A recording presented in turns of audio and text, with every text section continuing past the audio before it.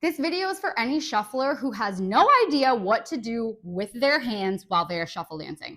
I'm not talking just about what to do with your arms or your chest or your shoulders or any other upper body part. This is specifically talking about your hands and the few different ways that we can change our hands to give a different texture in our shuffle dancing, to portray a different message in our shuffle dancing, and to just ultimately make sure that the hands are clean and cooperative rather than having dinosaur fingers. So let's dive in. The first thing that you can do with your hands in your shuffle dance is to have your fingers be nice and flat and have clean lines. Now, everybody's body composition is different, right down to the fingers. So for me personally, I do use this sometimes, but I have really long arms and I have really long fingers. And so I don't actually use this that frequently. So take whichever one of these resonates with you and run with it. That being said, when you are keeping your fingers really nice and closed, we want to make sure that it's soft. We don't want to have really, really stiff fingers to the point where the hand starts arching back. We want to make sure that it's almost like as if you were to be waving to the queen, right? Maybe there's a soft like curve in the fingers if you don't want them to be completely straight. But ultimately, the thumbs are stacked beside the pointer fingers. Everything is in unison, kind of like a really good salute. This can go into so many different arm movements. For example, if you were doing like elbow pumps, if you were doing presses, this can be really helpful. Actually, I'll show that with shuffling. Elbow pumps could be like this. So just a really nice, clean motion, right? See how my fingers are flat? If you were doing pressing motions, whether it's pressing in front of you, pressing down beside you, maybe in your running man, right? A nice flat pressing palm.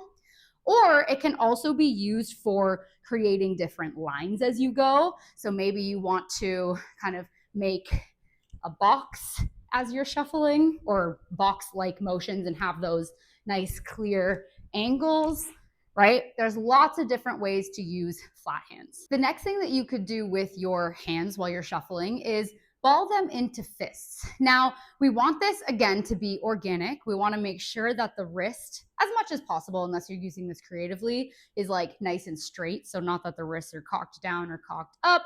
The thumb is kind of just, it can either come to the sides here, kind of like got your nose, or in the front.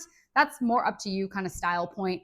But ultimately, we want to keep a nice flat wrist for most of the movements that we're going to do, unless you're specifically flicking your wrist, which is obviously an option. So I'm going to give the same examples as before. You could also use this when you are doing these elbow movements, right? Pumping your elbows up and down. And look at the difference here. So before, I was flat and sharp, which was creating a sense of some power, some control. But when I go into fists, automatically I'm kind of adding a little bit more aggression and power in there. So notice how just something as simple as changing your hands and changing the placement of your hands can change the whole feel of your shuffling, right?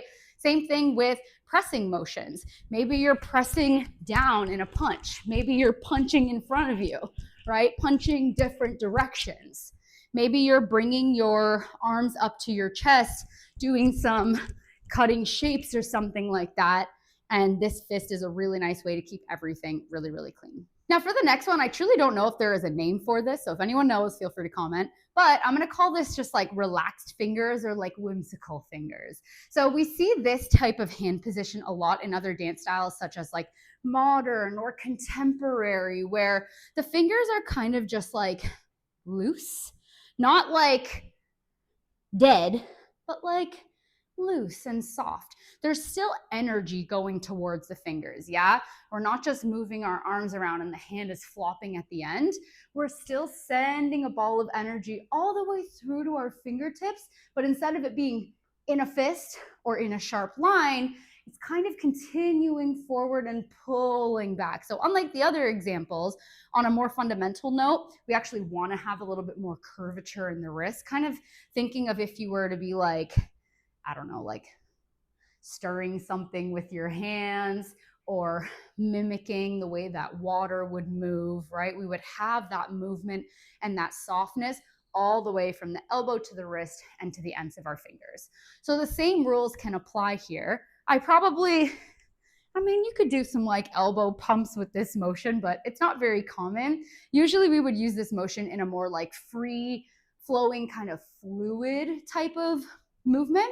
So for example, if I was giving myself the prompt of like moving through water, I would use these softer fingers to complement softer motions with my arm and my chest and my shoulders, my upper body.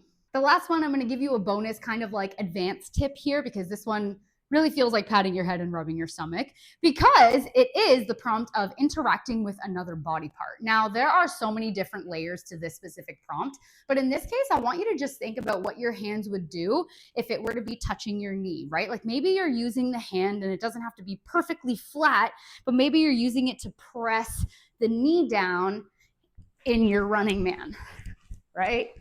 Reach, press, reach, press.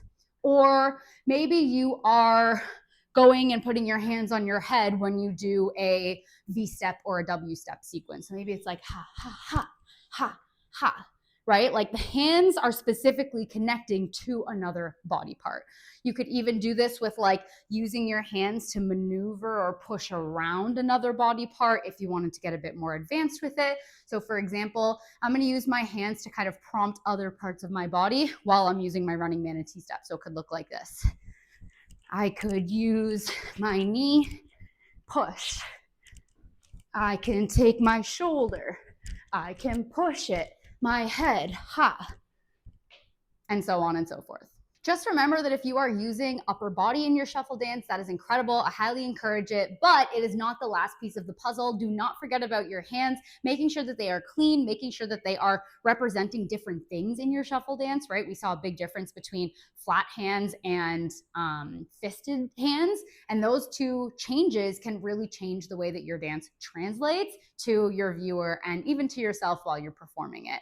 All that to say, if you want my eyes on how you're dancing, if you want me to give some recommendations to you specifically of how to use your hands in conjunction with your upper body, with your lower body, so your shuffle dance can be more creative and more unique than ever before, you have to join one of my programs. It is the best way to get direct feedback from me through weekly feedback videos as well as weekly coaching calls. I'll leave all the information. I'm going to specifically drop the link for my Footwork Blueprint course. That is a great place to start, especially if you are newer to shuffle dance. I will leave it in the description. Make sure you subscribe to Shuffle Shred to become a more powerful, confident, and unique shuffle dancer. Use those hands, and I'll see you in the next one.